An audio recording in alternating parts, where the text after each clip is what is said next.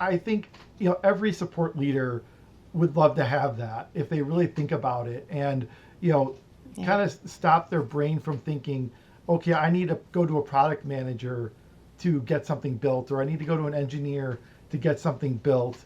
And they put all of their little, day-to-day annoyances to the side because it's like, well, that's not important enough for an engineer. That's not important enough. Product's not really going to care that I can't put this data and this data together. That's not their problem. Yeah. That I spent 3 hours on a Monday putting together my weekly, report Yeah. for everybody, right? Like Yeah. it's just not important enough to Yeah. them. And maybe you're a team of one leader or a team of two leaders on a, and it's just there's not enough resources to do that. And so now, I've found that having a personal engineer with the tools that are available now with Cloud Code or Codex, just lets me think about those little annoyances, those things that I wouldn't really have expected anyone else to care about, but I care about, and I'm going to build it so it makes my day easier. So it makes automates things that where I could be spending more time with my team,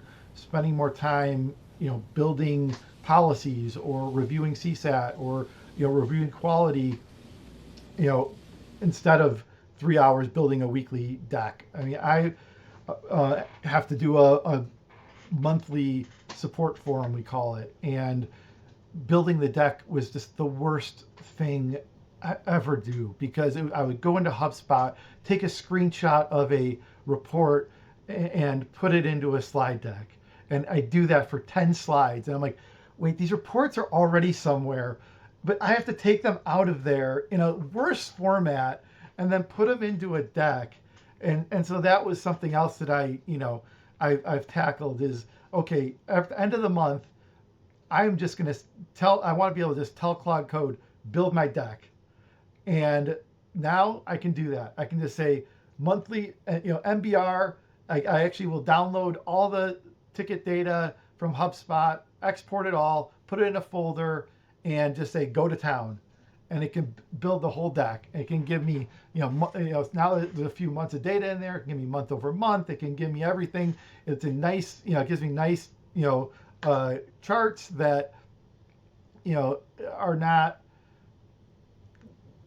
static and ugly, and you don't have to actually, a lot of times you take the screenshot and you have to put all the data on the side because Yeah. the screenshot doesn't actually show all the data you want to see. Mm-hmm. So things like that just make the overall operation easier, reduce my time, and I think every support leader probably has those things, and with just a little bit of practice with the tools could build the things that they really want to build. That's really hopeful. And it also, I'm always I'm a give me specifics kind of person. And you mentioned the dashboard, right? That was one thing that you actually built.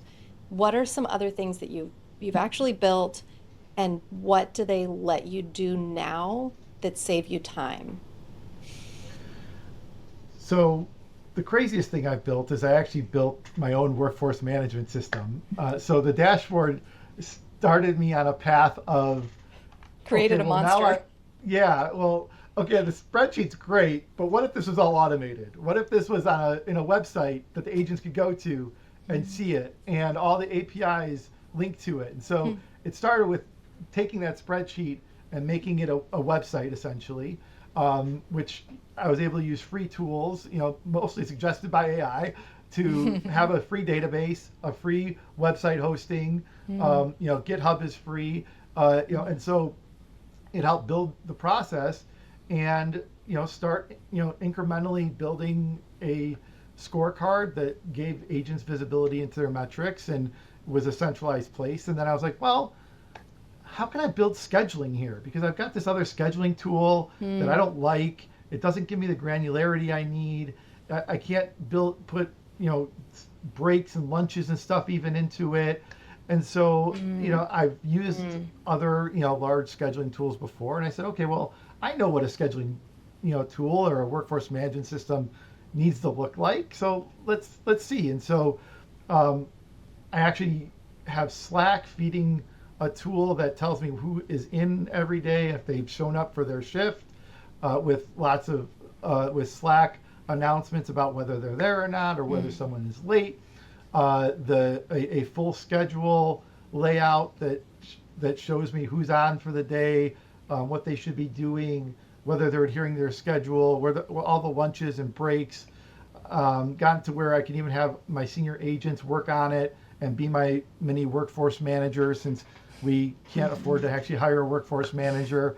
And so, just the little things that you don't you don't want, can't necessarily pay for a really good scheduling system or workforce management system as a startup or a small team. And it sometimes doesn't make ROI sense of 10 people. Am I going to go get assembled or a nice or whatever for 10 people? So you end up using Gmail, you end up using other tools and plugging them together, and it works to an extent, but then you want to go do something a little bit more advanced, and you want to move people around and understand this or understand that, and it just until you actually bring that together, you can't see it. And so now the tools let you do that, because you can connect APIs to it, you can connect Slack to it, you can use Slack workflows that populate things.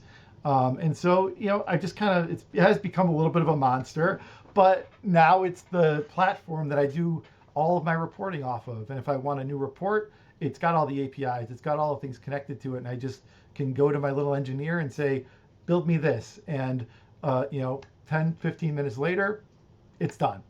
I have to tweak it a little bit or test it a little bit, but I don't have to do so much work. And so it's really just, I'm only limited by my own creativity and my own thinking about what I could possibly do.